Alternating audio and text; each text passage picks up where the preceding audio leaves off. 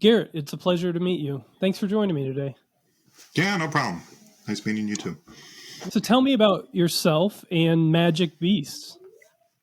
Right. So I'm the art director, marketing manager for Magic Beast Game Design. Me and a couple of my buddies were making games as a hobby for about 10 years. And the last couple of years, we decided to make it, official. We had quite a few games we were really proud of, we really enjoyed, and we thought other people would enjoy too. The game that we're starting with is called Beyond the Event Horizon. It's a 4X space tile game, but a lot less civilization building, a lot more combat and upgrades. Think like World War II trenches in space, and then you're probably right on there. And cool. That'll be on Kickstarter next month, April 24th, Beyond the Event Horizon. So we as a company really liked the idea of craftsmanship in games, of kind of the camaraderie it built up. For us, that meant a lot, right? We were always really encouraged, and have been encouraged as we go to conventions and stuff, that you walk in and nobody's on a cell phone or anything. On these conventions, you walk in, everybody's ready to play games, have a good time, meet people, interact with people. And that meant a lot to us, especially most of us have kids. Yeah. And we were looking for more excuses to get our kid off screens and tablets and stuff, get them interacting with people. And we always loved that. And so we just wanted to dive in with our ideas and see if we could make something out of it. Cool. What games inspired you? So we like competitive games. Our tagline for Magic Beasts are like games with teeth. So we liked Risk. We liked Axis and Allies. We liked Twilight Imperium, Eclipse, and that type of stuff. And those are the games that inspired us. One of our frustrations with some of those games is they get bogged down with like a book of rules. And we're like, well, go for, simple rules, complex strategy became our method of doing it. So the game we're working on right now, the Beyond the Event Horizon, the rule book is like 8 pages. But it plays like a 4X space tile game. It's just as intense. There's just as much combat. There's way more to do if you know what you're doing with the design elements well. We have another game called Siege, which if this first Kickstarter is successful, God willing, then we're, move on to that one. That's an area control game. It's a little bit Risk inspired, but you have a few different units that kind of have a rock, paper, scissors interaction. So there's like 4 units, not a whole lot more mechanics outside of that, but the maneuverability within the area control gets really interesting, gets a lot of fun. So that's what we're working on now. And we have some other ones in the works that are still in development, but we're really excited about. That idea of craftsmanship is really important to me as well. Hearing you talk about that really resonates me. What's that look like in your games when you're thinking of a board game design? What's that element of craftsmanship? How does that come out? So everything kind of has to harmonize really well, right? So I'm the art director of it. Our game designer, well, let me tell you a little bit about our game designer. Our game designer, AJ Hallwarda, was really brilliant. He was a man of great faith.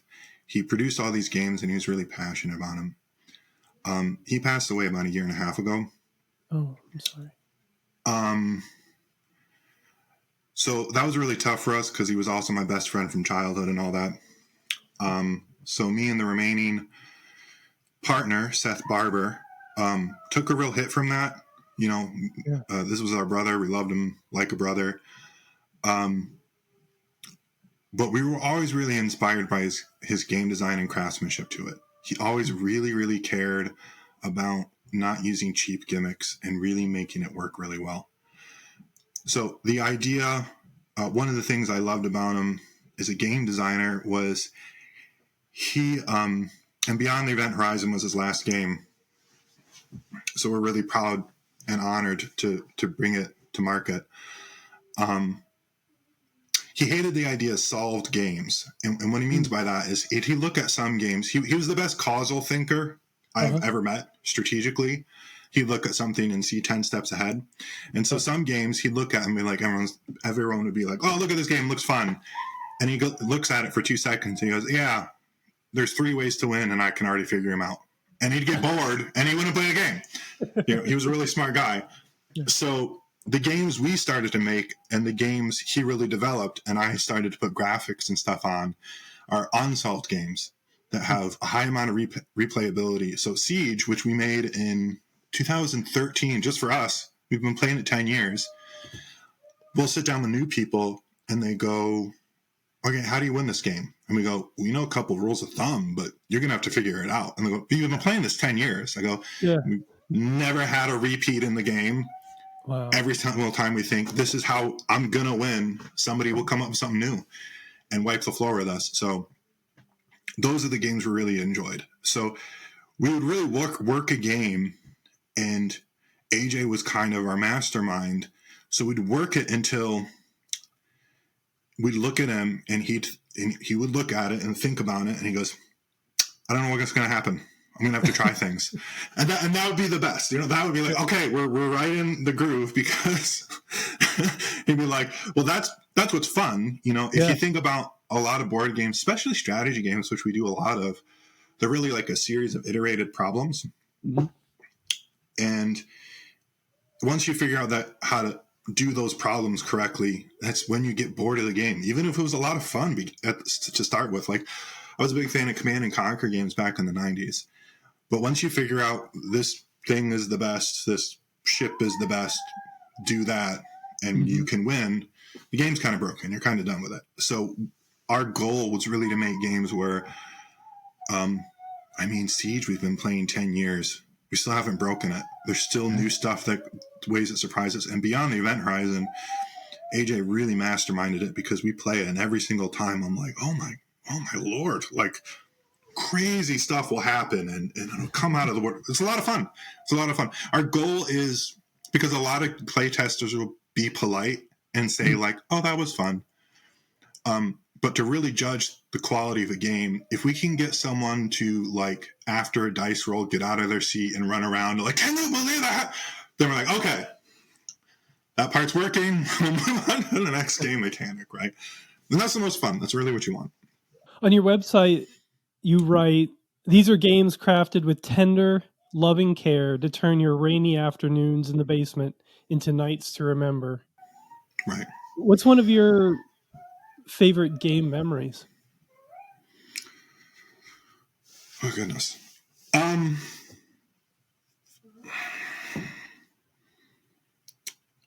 think probably one of my favorite game memories is when I was sitting with AJ when he was showing me Event Horizon, and when he was first explaining it, I still hadn't played Twilight Imperium at that point.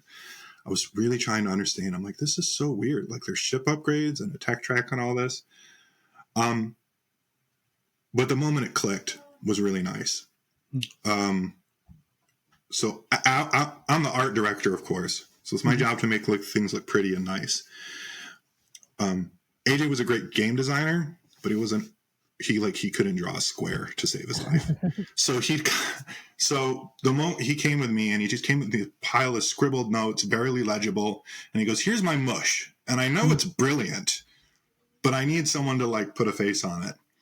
And so sifting through that notes, and, I kind of became the AJ whisperer after a while, because it's like, okay, let me see where the genius is in this, because I know it's somewhere. He just doesn't know how to communicate it. And so once I found a way to make it sing, that was really great. And then we sat down and we played it, and then we just started talking about expansions. We have 2 expansions for it, a cosmic horror one called Into the Deep Space Horror, and Weapons of Mass Destruction. Once we figured out, like, oh, we could put space nukes in this and make it crazy. And that was great.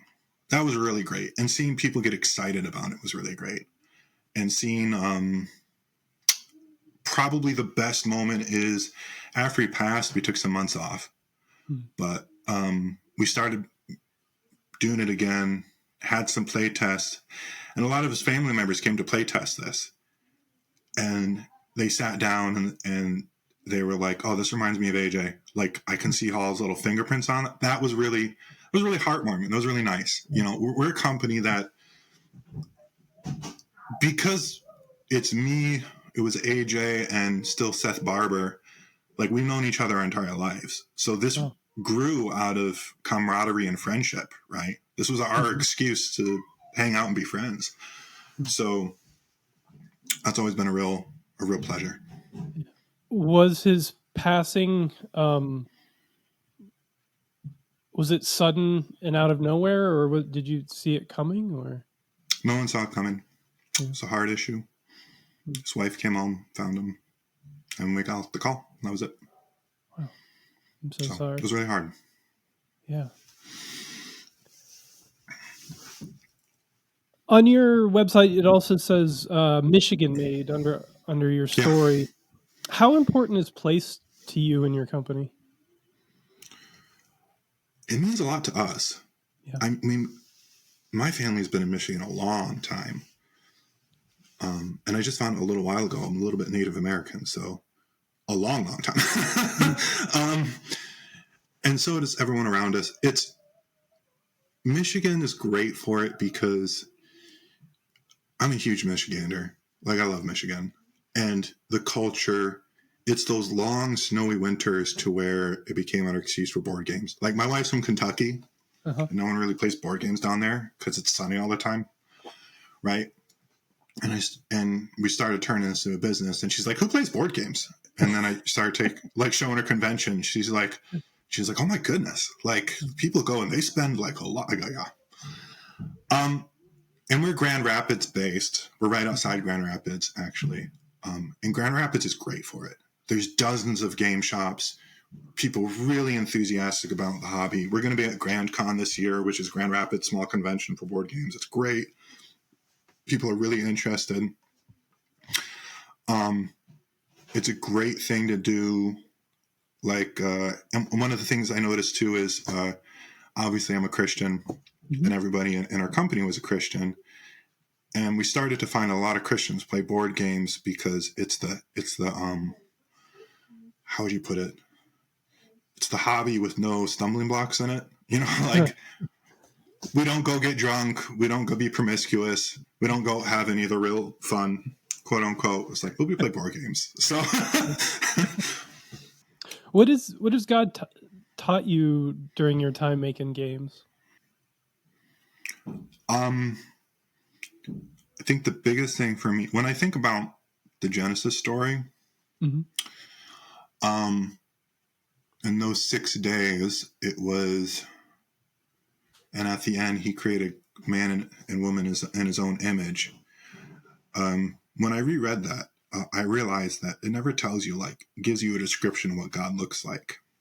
It told you what God did.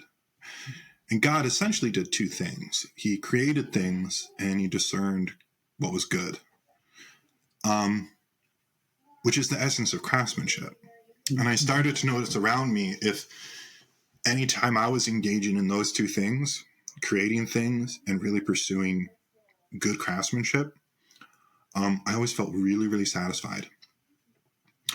And anytime I wasn't, any times in my life where I've struggled with destructive habits, or I was unconcerned with whether or not what I was doing was good, I always felt horrible. So anything with a craftsmanship in it is a real opportunity to follow through in kind of that, Imago Deo, the image of God that's placed within us.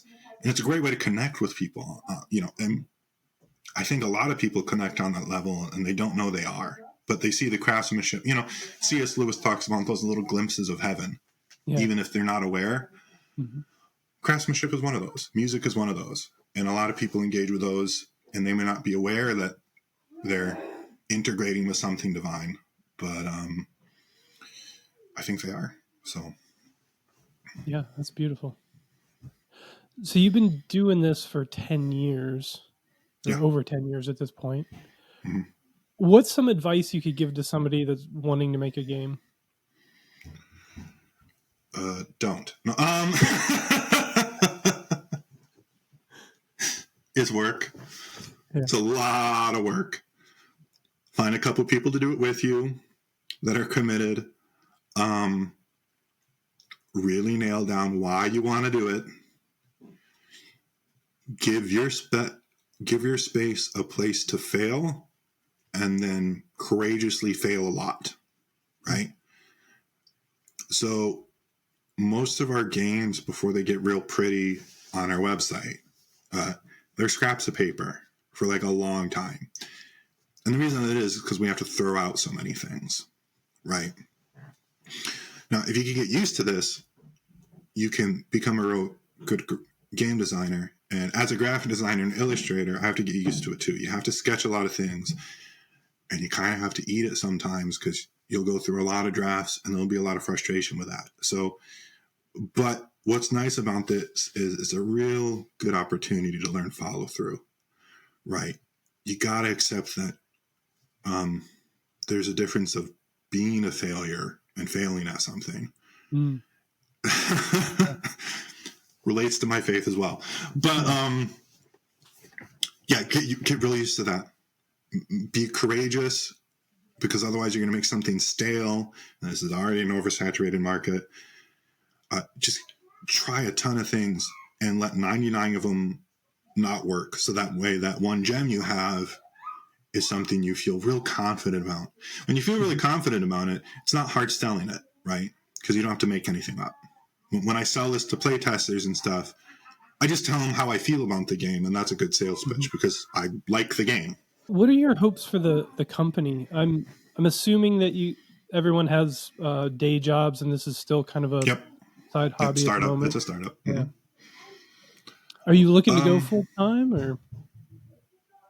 That'd be nice eventually.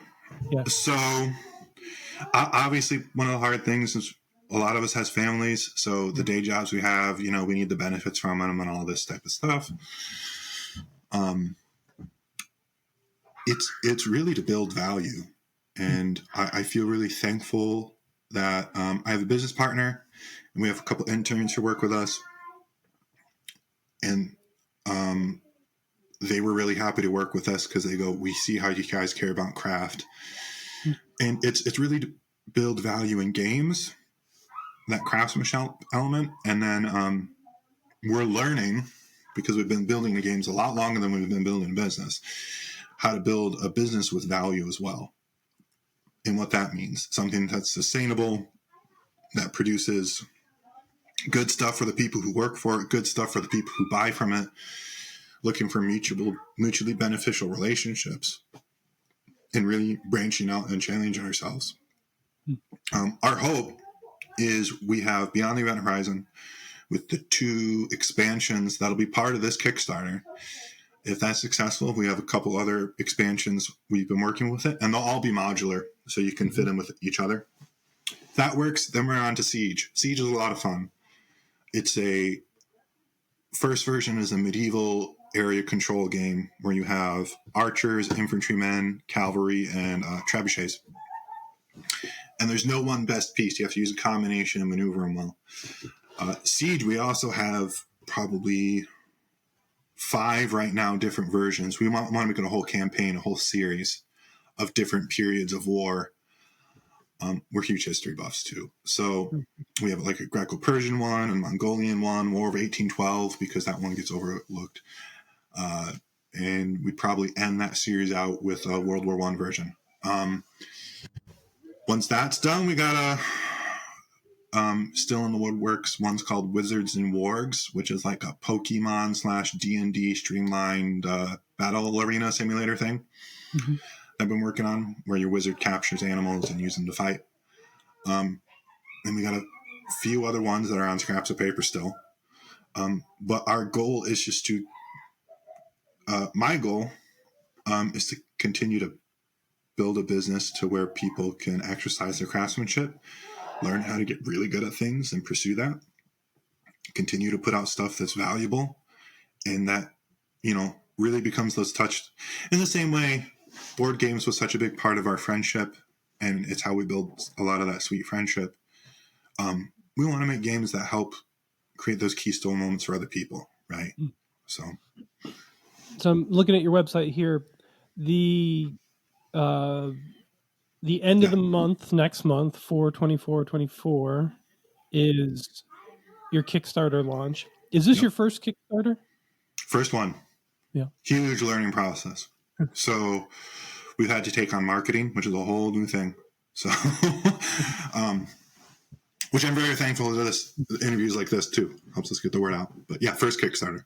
What kind of resources do you have? Any like consultants or anything, or what have you been doing to learn Kickstarter success? We have one product marketing consultant who's contracted with us. A couple more interns. The last couple years, this is why it's taken us a couple years to go. We were going to conferences and going to a lot of seminars.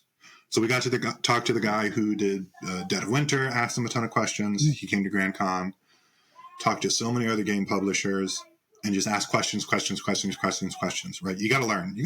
Yeah. And you got to learn a lot. Going to conferences, taking notes about what was working, what wasn't. Going up on YouTube videos and Kickstarter, seeing what Kickstarters work and which one didn't and why. Really branching all that out and learning how to make that. So Kickstarter seems really great for board games. There's been a bunch of games that have been successfully funded. Is the formula basically for board games to have the game completely finished and just need funds to like print it and get it out there? Yep, at this point. Yeah. So I've heard some from game publishers that originally Kickstarter, it was you could come with scraps of paper and people would be a lot more generous. Well, the scuttlebutt talk now is because so many Kickstarter people who've pledged have been burned that they really want to see that you know how to execute.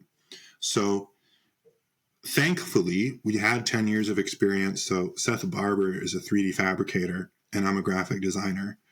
We had 10 years of experience that we didn't have to hire out anybody to make our prototypes. We knew how to do all that, and we knew how to do it really well. So, yeah, I mean, when I spent hours sifting through Kickstarters and sorting them, like, here's the ones that aren't being funded. Here's the ones that are being funded. One of the big ones was ones that weren't being funded didn't show the execution very well. They might have had a great concept. I wouldn't know. The ones that were funded had a better execution, had better production quality. So didn't have as much AI art. I have nothing against AI art because it's just a tool. But unfortunately, it creates a little stigma because people are starting to get an eye for it. And when they see it, they go, oh, this is something you just typed in and didn't put the work in. Gamers, I really think, are a finicky target audience because they're used to corporations burning them for a lot of reasons. And there's a big overlap between video gamers and board gamers. So for them, it's all about craftsmanship. Like, if you put the craftsmanship and execution in well, you get a good response. If you don't, they know it right away. They can sniff it, and they're like, okay. And they're kind of off, so... Have you shopped around your game designs to publishers, or are you focused on just self-publishing your games? We thought about publishers. Excuse me. We thought about publishers. We searched around for it a little bit. We really wanted to take it on ourselves. Yeah. So we really wanted to build it ourselves. Our biggest fear, especially after AJ passed away, that was someone would grab onto his games and change them and ruin them, which we would have hated. Yeah. So, and it was an opportunity for us to learn. And we really just want to keep grabbing those learning opportunities. Is there anything else you want to promote? We'll make sure to put your links to the Kickstarter and get people pointed towards the email list and stuff. Yeah, join our email list, get on our Kickstarter, look at our website. We're on Facebook the most because there's a lot of great groups for it. You can go to our Facebook. All the stuff is plugged up on our website. So if you go to our website, magicpiecegamedesign.com, it'll hook up to everything. And we're going to be at Grand Con this year. So Grand Con is in Grand Rapids. They have a huge game library, a lot of good opportunities to play games, a lot of good opportunities to meet game developers and craftsmen. a lot of people make handmade stuff that's really fun there too. So we're going to have a booth there. It's over Labor Day weekend this year. Well, Garrett, it's been an absolute pleasure. Thank you so much for joining me here today. Thank you so much.